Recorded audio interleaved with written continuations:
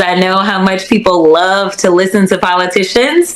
So I'll make sure that I keep it short, but I am truly here for very selfish reasons. Starting with on March 29th, it's my birthday. And all I want to see happen on my birthday is for Elon to be taken down. Yes. You have this Congresswoman Crockett who is calling for attacks on Elon Musk on her birthday.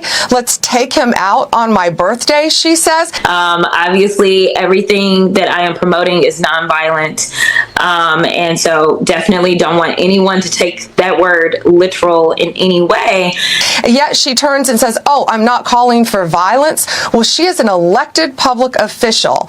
And so she needs to tread very carefully because nothing will happen to Elon Musk. And we're going to fight to protect. I think you punch. I think you're okay. You okay with punching. You know, I think, and I love Colin. And I think towards the end, he started to punch a little harder. But, like, it's Ted Cruz. I mean, like, this dude has to be knocked over the head, like, hard, right? Like, there is no niceties with him. Like, at all. Like, you go clean off on him, right? Just in case the slow people listening decide to clip this up later, I just want to say that I have never promoted violence whatsoever, yet I've also never made excuse for those violent actors such as the ones on January 6th. So Pam Bondi, if you have an issue with terrorism, maybe you should talk to your boss about locking back up those guys that he let out that participated in January 6th. Okay, so if you talk about taking somebody out or taking them down or knocking somebody over the head and knocking them over the head hard, are those threats of violence? Yeah, Sean, it is. And you know, after she said that about Elon, she said, well, I didn't mean violence. But, however, your words have consequences. And what happened after she said that about Elon Musk, she's a Texan in her own home state.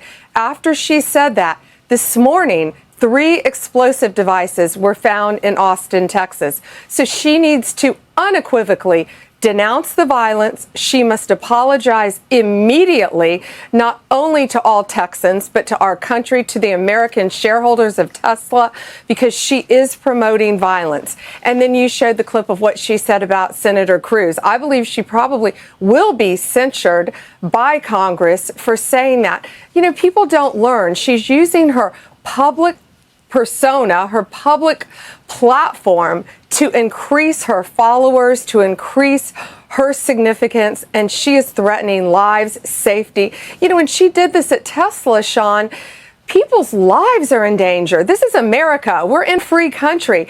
And she's yet encouraging this violence in our country. Think of all the lives that could have been jeopardized in Texas just today by her words and what she's done. But she didn't stop with that. She continued on with Senator Cruz. She has to apologize immediately and denounce the violence. What do you make of people that make threats like this? Aren't there laws against making terroristic threats? Yeah, Sean, it's interesting that these people wrap themselves in the First Amendment, but they hate Elon Musk because he's practicing the First Amendment. And, you know, they're words, but again, words have consequences, and she does need to tread very carefully. We don't know what else she's saying, what else she's doing, but she needs to immediately apologize and denounce this because even in her home state, violence is happening after she made these statements. It's dangerous. Yeah. She has to know it's dangerous. And she's calling for further insurrection on her birthday this weekend. If you remember in President Trump's first term, Maxine Waters said, you know, I would take Trump out tonight, or Madonna saying, I think an awful lot about blowing up the White House. And other similar threats, and get in their face and follow them into grocery stores and at the gas station and get a crowd and, you know, just dangerous rhetoric. The Attorney General there, though, is telling you to tread carefully. I'm curious your response, and have some of these protests at Tesla dealerships gone too far? Yeah, so I'm actually going to say that I participated in a Tesla takedown. That is the name of the website. And it was all about this large protest that they're calling for. And this is a nonviolent protest that they're calling for. And in fact, when I was on there, which is why the Attorney General had to say that I wasn't calling for violence, and it's ridiculous that I even have to say something like that. But because they are trying to twist our words, one of the things that I told people to do is make sure you are adhering to the laws in your area. Make sure you know what it looks like to protest and to be able to raise your voices and to exercise your constitutional right to free speech. And what we see is that they want to dull our free speech rights. They want to make sure that those that are participating in the press, because we saw that there have been recent attacks specifically on this news organization, they want y'all to kind of tamp down what you say and hopefully buy into the lies instead of going out there and just telling the truth.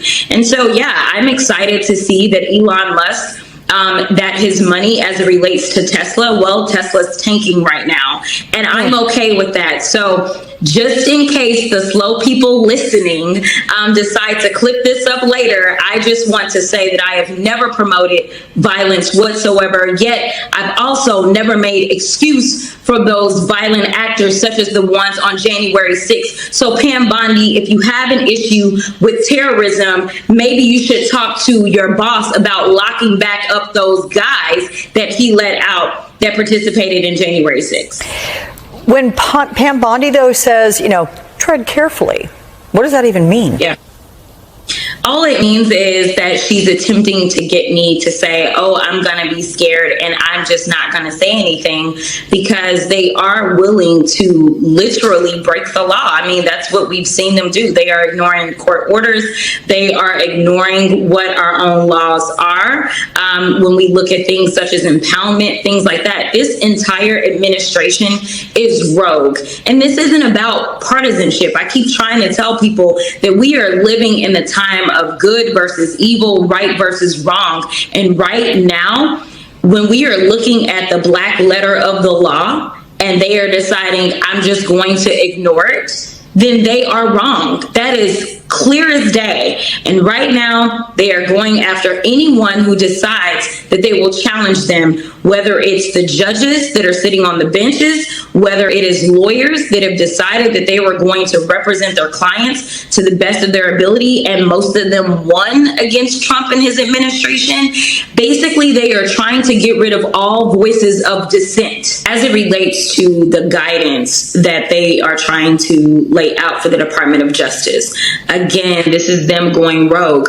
We already have provisions that lay out when someone should be able to go after someone and determine that they are vexatious or determine that they are bringing frivolous lawsuits, and therefore there should be sanctions. That's normal. I mean, listen, I've got plenty of crazies that love to sue. So I completely understand it. I completely agree with it. And ultimately, it is up to the judge to determine. But here's the thing. The Trump administration is losing. There are over 100 cases going on right now, and what we see is that we've got people like Attorney General James in New York that is winning. So what did he do in retaliation? He decided that he wanted to strip her of her security clearance. Same thing with Alvin Bragg. Alvin Bragg was the one that was able to end up making this president a felon by having the audacity to go forward on these 34 felony cases that now he is convicted of. And ultimately, he was convicted by a jury, and he had the opportunity to have terrible lawyers. He's always had terrible lawyers that lose their bar cards. And just so that everybody knows, listen, you can go and Google Rudy Giuliani. He lost his bar card as well as he lost all of his money. I still have all of my bar cards, so I'm gonna just put that out there. So, who knows what will happen if they continue to go down this road. And I do applaud those lawyers that have worked for the Department of Justice and said, you know what, my oath means something. And so I am going to honor that oath, and I am going to leave this office because I will not violate the law. I will not violate my oath. I will hold on to my bar card, and we will see how many people in this Department of Justice are able to maintain their bar cards if they're going to continue to do these rogue things and ignore judges. Okay, there are those of us that believe in the humanity of things and believe in doing things in due order, okay? But here's the deal. You've painted these people as like the demons. And so it's like, we got to get the demons that are dangerous and ruining our country out of here, right?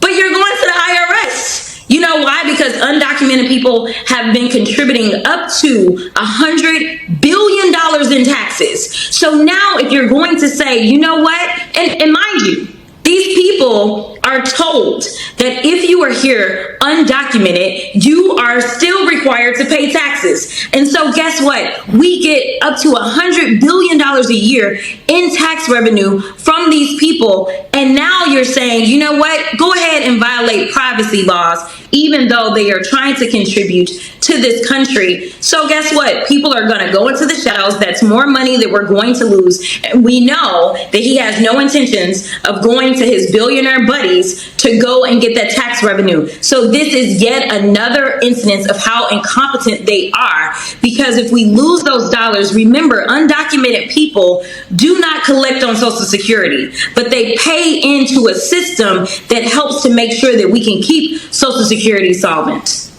That's all for today. Thank you. If you want global news to keep you up to date on any new developments, please subscribe our channel and forward our content with your friends on social media and email. Thank you very much for keep supporting me. Stay safe, be blessed. Namaste. Thank you, God bless you, and God bless America.